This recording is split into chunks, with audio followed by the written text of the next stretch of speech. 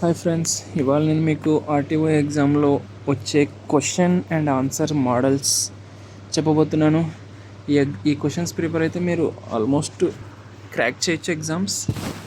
Okay, start. నువ్వు road మధ్యలోకి వెళ్ళాక నువ్వు ఒకవైపు మాత్రమే ప్రవేశం ఉన్న రోడ్డులో ఉన్నావు అని తెలుసుకున్నావు. అప్పుడు నువ్వేమి చేస్తావు? దానికి ఆన్సర్, రోడ్డు చివరకు వెళ్తావు. రెండవ క్వశ్చన్. ఒక కూడలి వద్ద మీరు కుడివైపునకు తిరగాలనుకున్నారు. అయితే మీ వాహనం యొక్క ఇండికేటర్ లైటు అందరికీ స్పష్టంగా కనబడడం లేదని భావిస్తే మీరేం చేస్తారు? సమాధానం, ఇండికేటర్తో పాటు కుడివైపునకు తిరుగుతున్నట్లు చేతితో కూడా సూచించాలి.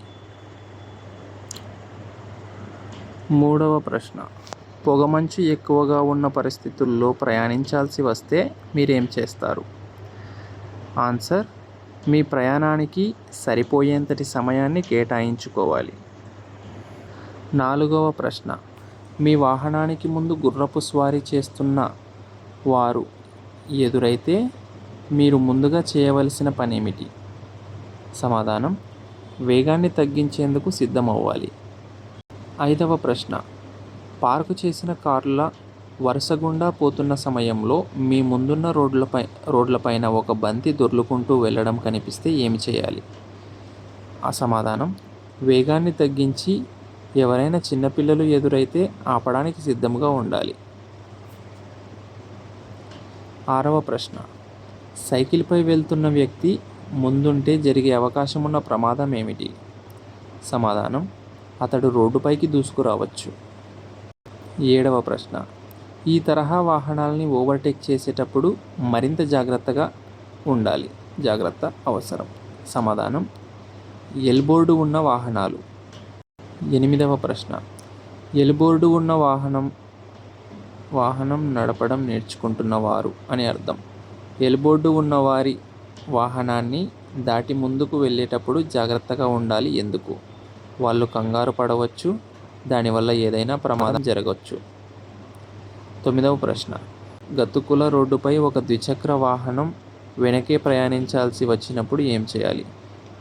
సమాధానం, ఇప్పుడే కాదు, లాస్ట్లో.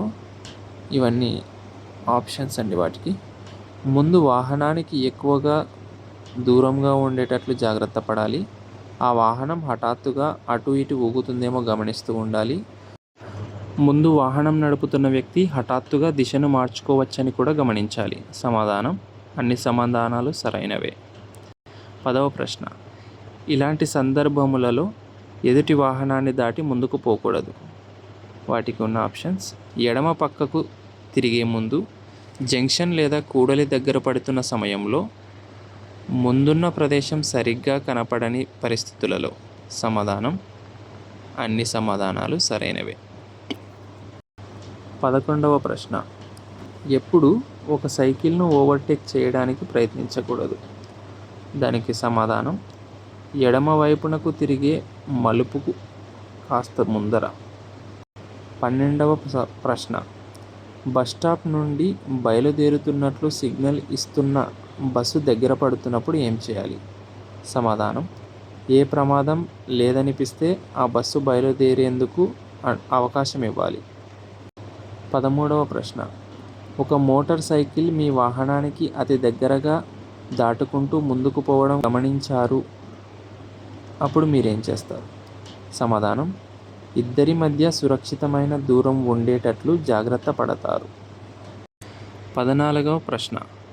గాలి ఎక్కువగా ఉన్న పరిస్థితుల్లో మోటార్వేలో ప్రయాణిస్తున్నప్పుడు ఎత్తుగా ఉన్న వాహనాన్ని దాటవలసి వస్తే ఏం చేయాలి? సమాధానం, ఒక్కసారిగా వీచే గాలితో జాగ్రత్తగా ఉండాలి. Thank you. మిగతా క్వశ్చన్స్ నెక్స్ట్ పార్ట్లో కవర్ చేద్దాం.